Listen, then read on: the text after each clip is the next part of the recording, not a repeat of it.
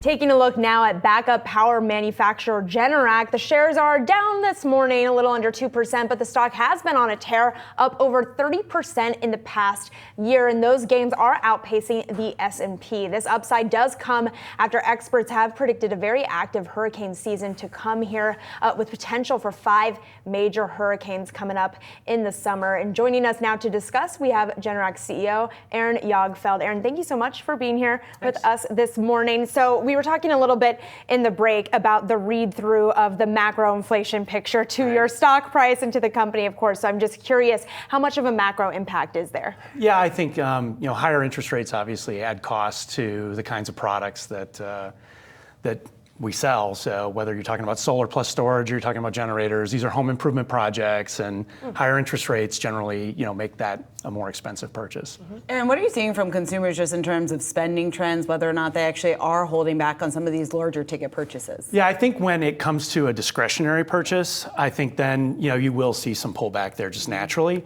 I think the interesting thing about our products is when there is an outage though, right? If you get a hurricane or if you get a large storm, suddenly those purchases that I think people think of as discretionary become, absolute necessities. So that changes. Typically, the interest rates don't hurt us that much when we see outage activity. The outage activity was a little bit hot to start the year, cooled off the last couple of months, but we're just now getting into the season, so we'll see how it turns out. How do you prepare for that from a supply chain perspective?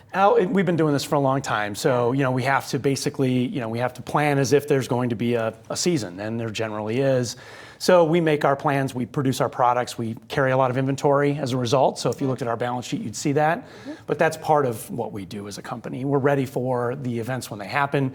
You just don't always know when or where they're going to happen, but we have to be ready to react. You certainly have made some strategic moves with the company over the last couple of years, recently adding a few more acquisitions here to your business, to the portfolio. Why does that make sense? And do you expect that trend to continue just in terms of more acquisitions in the pipeline? Yeah, for us, historically, we've been a backup generator company, right? So when the power goes out, our products go into the market, and hopefully people are happy about that.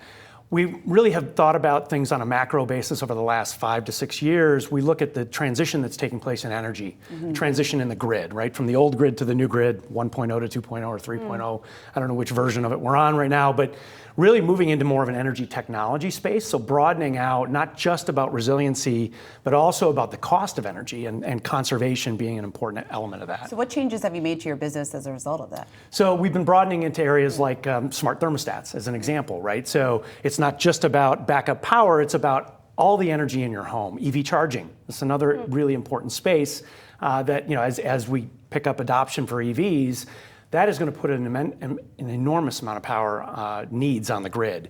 And so being able to control that and being able to manage that is going to be super critical for not only homeowners, but grid operators as well. You also have AI putting pressure on the grid. Well, AI is a whole new story, right? It's a whole new part of the story. And that's the needs of energy are projected to triple in AI just in the next 5 years.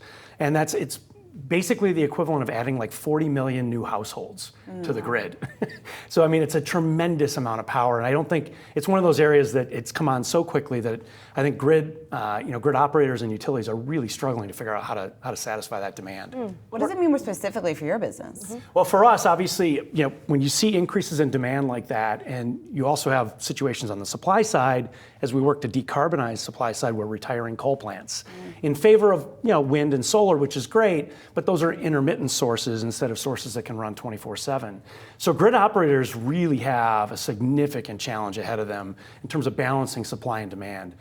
What we know in our business and watching this kind of play out over the last several decades is that reliability is on a downward trend. So, people are experiencing more outages.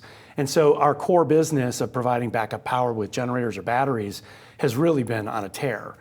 This new element of energy cost, I think this is the thing that's coming in the future, as you try to take care of all of this added demand from AI, from EVs, all the things that are going, heat pumps, right? We're converting everything in our homes to electrical appliances.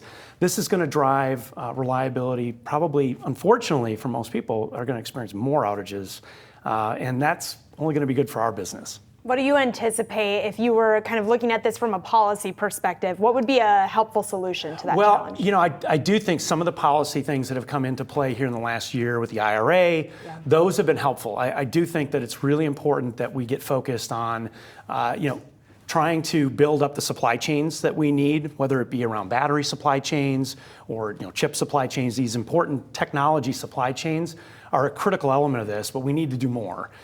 We need to have, from solar production, right? We need to have more incentives around solar, more incentives around battery. I do think that it's a very complex problem. The grid is 3,200 independent utility companies across the U.S., 3,200 oversight bodies. So it's almost a one-to-one relationship. And it just creates a situation where it's very difficult to make change quickly. But unfortunately, things like AI aren't going to wait for the natural state of affairs to play out in their normal course. So I do think that some policy-related things could be very helpful to help accelerate some of these things that need to get done.